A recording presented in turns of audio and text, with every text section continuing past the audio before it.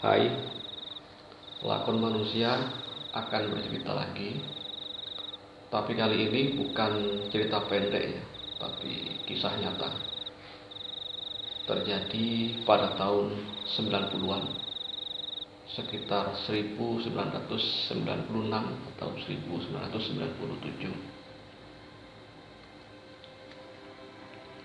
Ada seorang pemuda desa bernama Sulhan. Sulhan ini masih duduk di kelas 5 SD. Akan tetapi saat itu anak-anak SD itu sudah agak menginjak remaja, sekitar umur 15 tahun. Tidak seperti sekarang. Kalau anak-anak sekarang itu SD kelas 5 itu masih kecil. Tahun 90-an anak kelas 5 SD itu sudah seperti anak SMP sekarang. Sulhan punya teman akrab bernama Agus. Hampir setiap saat keduanya selalu bersama-sama, bermain, pergi ke sekolah dan sebagainya. Kedua sahabat ini bersama-sama. Bahkan Sulhan sering sekali menginap di rumahnya Agus, karena saat itu masih jarang orang yang memiliki televisi. Kemudian saat itu juga anak-anak SD belum seperti anak sekarang, belum bisa naik motor, belum bisa pergi bermain kemana-mana. Biasanya setiap malam si Sulhan ini menginap di rumahnya Agus atau sebaliknya. Dan kebetulan Agus memiliki dua orang kakak perempuan. Yang pertama sudah menikah, namanya Hartini. Sedangkan yang kedua seorang perawat tua, sudah waktunya menikah tetapi belum mendapatkan jodoh, bernama Sutina. Karena keakraban Sulhan dengan Agus ini, setiap malam Agus menginap di rumahnya, Sulhan menginap di rumahnya Agus, dan biasanya tidur di ruang tengah. Kebetulan di ruang tengah itu merupakan pintu dari kamar kakak perempuan Agus. Setiap malam, bukan setiap malam, pada malam tertentu, ketika kakak perempuan Agus yang sudah menikah ini melakukan hubungan, Sulhan sempat mendengar desahan-desahan atau rintihan-rintihan dari kakak perempuannya si Agus. Dari situ si Sulhan pikirannya melayang-layang, kemudian mulai berpikir yang bukan-bukan. Maka lama-kelamaan Sulhan semakin menikmati bermalam di rumahnya Agus ini, karena pada malam-malam tertentu ia akan mendengar kegiatan di dalam kamar kakak perempuan Agus bersama suaminya. Tapi tentu saja tidak ada yang tahu. Agus tidak tahu jika Sulhan sebenarnya memiliki tujuan lain jika menginap di rumahnya. Setelah itu, lama-kelamaan Sulhan yang saat itu berusia 15 tahun atau 14 tahun lah, kelas 5 SD, pemikirannya lebih dewasa daripada anak-anak sebayanya. Ia sudah membayangkan bagaimana hubungan suami istri, meskipun ia tidak pernah melihat, hanya mendengar desahan-desahan dari kakaknya si Agus. Dan kebetulan kakak perempuan Agus yang kedua, yang perawan tua itu sepertinya tahu apa yang dilakukan oleh Sulhan. Maka timbullah niat kurang baik dari Sutina, kakak Agus yang nomor dua, yang perawan tua. Suatu malam di desa tersebut diadakan orkes dangdut. Tentu saja semua orang berbondong-bondong ke lapangan, ke balai desa itu untuk menyaksikan orkes dangdut. Sulhan juga ingin menonton, makanya ia pergi ke rumah Agus, teman akrabnya itu, untuk mengajaknya nonton pagelaran dangdut. Setiba di rumahnya Agus, ternyata Agus ini sudah berangkat dan sepi di rumahnya itu. Semua orang sudah berangkat ke balai desa menonton pagelaran dangdut, termasuk kakak perempuan Agus yang sudah bersuami itu, termasuk ibunya dan bapaknya, dan Agus pun ternyata sudah berangkat ke sana. Di rumahnya Agus ternyata hanya ada Sutina, kakak perempuan Agus yang kedua. Ketika memanggil Agus, ternyata oleh Sutina ini ia ditipu. Ya, Sutina bilang bahwa Agus masih di dalam kamar, masih berganti pakaian, berganti baju. Akhirnya karena sudah akrab, Sulhan ini masuk ke kamarnya Agus. Ternyata diam-diam Sutina mengunci pintu depan, pintu ruang tamu. Setelah pintu ditutup, Sutina ternyata juga bergegas menuju kamarnya Agus ini. Tentu saja Sulhan kaget. Loh, ada apa mbak? Sutina ini tidak bilang apa-apa, malah memberikan isyarat meletakkan jari telunjuknya di depan bibirnya. Jangan rame-rame, kata Sutina selama berbisik. Jangan rame-rame. Loh, ada apa mbak? Tak lama kemudian pintu kamar pun ditutup dan dikunci oleh Sutina ini. Setelah dikunci, kemudian memberikan isyarat lagi kepada Sulhan agar tidak berbicara.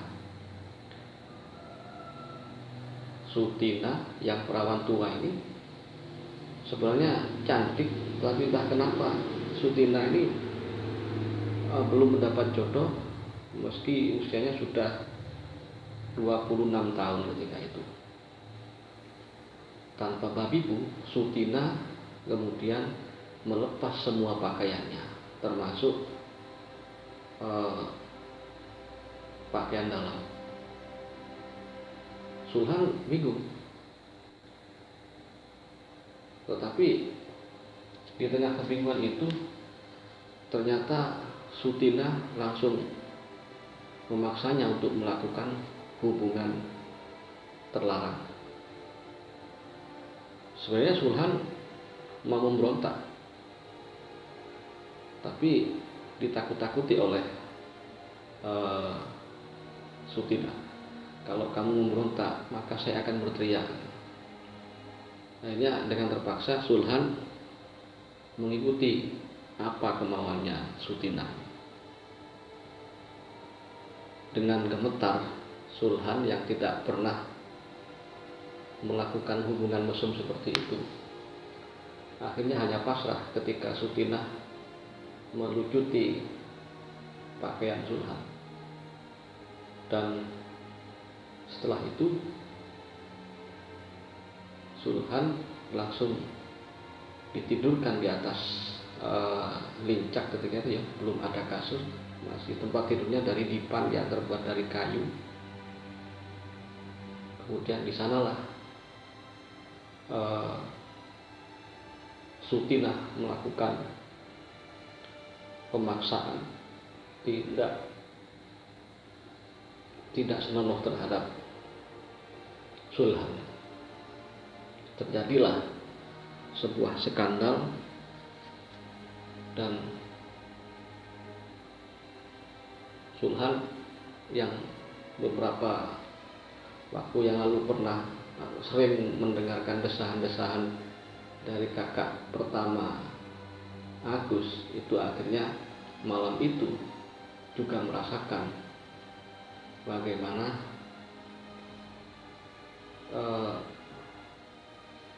hubungan yang selama ini ia hayal-hayalkan. Maka malam itu kesucian Sutinah dan keperjakaan Sulhan yang berusia 15 tahun dan Sutinah yang berusia 26 tahun terenggut.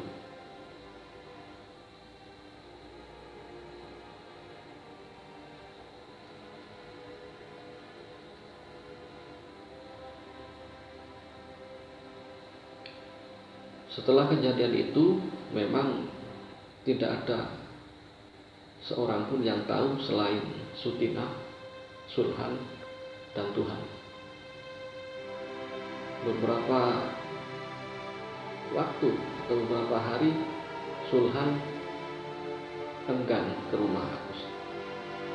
Mungkin ada semacam trauma karena pernah diperlakukan tidak senonoh oleh kakak perempuannya, oleh Sutinah. Tapi pada akhirnya Sulhan ini memberanikan diri untuk kembali bermain ke rumah Agus, dan ternyata semuanya wajar-wajar saja, tidak ada yang curiga dengan apa yang telah ia lakukan bersama Sutinah, kakak perempuan Agus.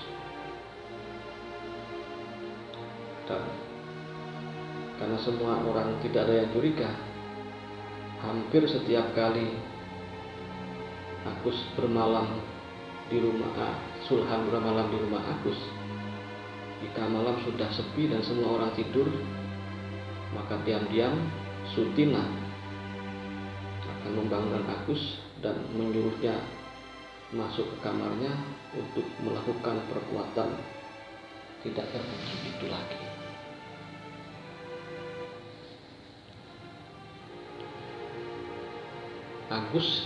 Sulhan dan Sutinah akhirnya menjalin semacam hubungan asmara meskipun keduanya berbeda usia sangat jauh. Agus berusia 14 atau 15 tahun, sedangkan Sutinah ketika itu sudah berumur 26 tahun.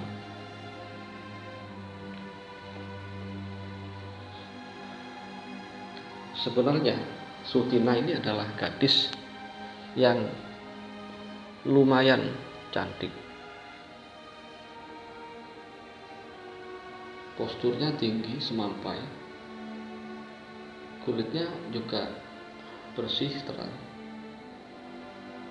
Akan tetapi entah kenapa hingga di usianya yang ke-26, di mana saat itu bagi orang kampung, terutama pada tahun 1996-1997, apabila ada seorang gadis yang belum menikah pada usia seperti itu, maka akan dianggap sebagai perawan tua dan merupakan aib bagi keluarga maupun bagi gadis itu sendiri. Akhirnya terjalin hubungan asmara yang ganjil. Sulhan yang masih polos itu akhirnya dengan aneh itu jatuh cinta kepada kakak perempuan kedua Agus ini, Sutinah,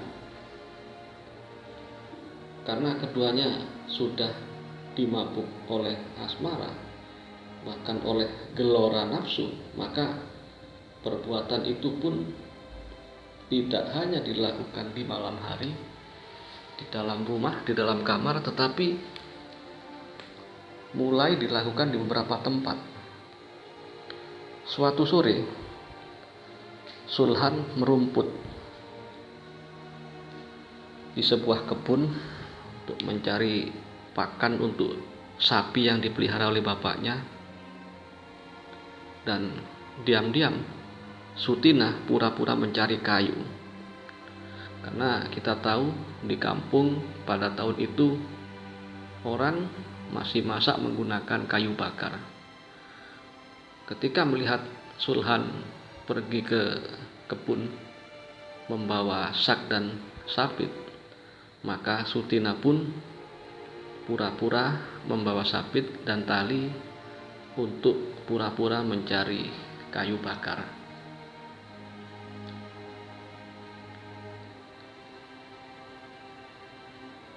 Di antara rimbun-rimbun rumput dan sulur-sulur pohon, apalagi dinaungi oleh rimbun bambu, keduanya kembali melakukan hubungan terlarang itu. Dan pada waktu yang lain, keduanya apabila didorong oleh hasrat, maka akan melakukannya di tempat itu, di sebuah kebun yang jarang dilewati oleh orang. Di kiri kanannya itu ada rimbun bambu dekat sungai. Ya, memang ada orang lewat, tetapi sangat jarang sekali karena memang rimbun sulur-sulur pohon dan rumputan di sana agak tinggi, jadi banyak orang yang enggan lewat di sana karena mungkin takut ada ular atau semacamnya. Tapi bagi Sulhan dan Sutinah, tempat itu merupakan tempat yang cukup nyaman untuk melakukan skandalnya. Beberapa kali melakukan skandal tersebut, pada akhirnya Sutinah mengalami telat datang bulan. Beberapa bulan kemudian perut Sutinah mulai membesar dan tentu saja keluarganya panik. Sutinah kemudian diinterogasi, bahkan melibatkan Pak RT dan Pak RW ketika itu, disuruh mengaku siapa yang melakukannya, dan alangkah terkejutnya semua orang bahwa pelakunya adalah Sulhan, seorang anak kelas 5 SD. Apalagi perbuatan tersebut dilakukan di rumah Sutinah sendiri dan beberapa kali di kebun. Sutinah akhirnya hamil dan tidak digugurkan. Dengan sangat terpaksa, akhirnya kedua pihak keluarga ini, keluarga Sutinah dan keluarga Sulhan, akhirnya menikahkan mereka meskipun Sulhan masih di bawah umur.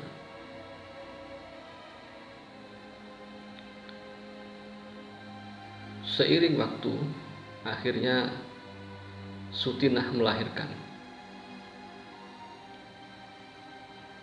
Kemudian karena sudah menikah dan dianggap Sulhan yang di bawah umur itu sebagai ayah kandung dari jabang bayi perempuan tersebut, maka tentu saja Sulhan yang masih terlalu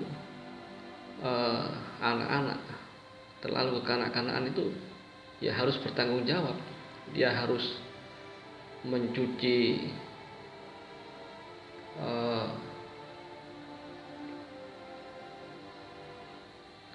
baju anak-anaknya dan sebagainya. Sementara di sisi lain, Sulhan oleh guru-gurunya di SD masih dipaksa untuk terus melanjutkan hingga lulus di kelas 6. Sehingga saat itu oleh gurunya, Sulhan ini dipanggil Pak. Karena meskipun masih kelas 5 SD menginjak kelas 6, ia sudah punya anak.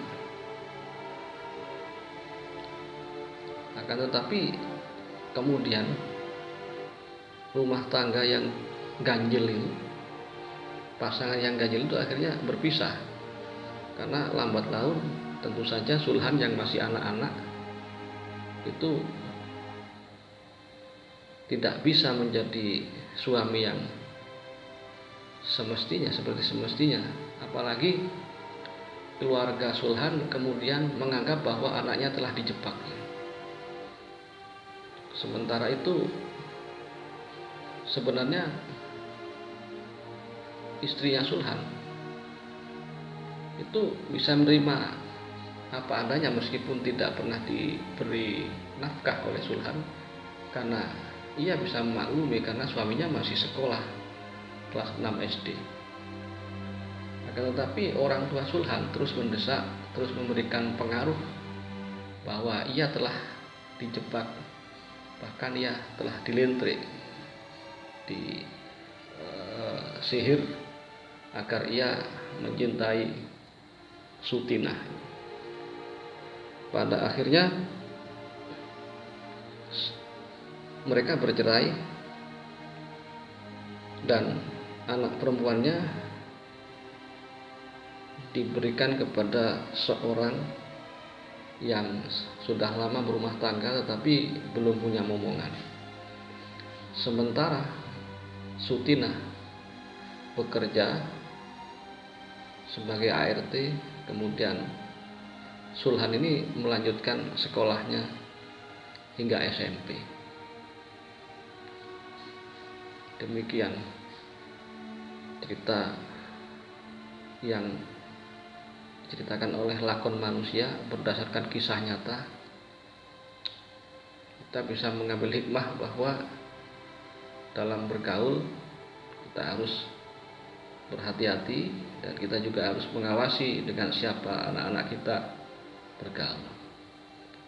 Demikian, semoga terhibur.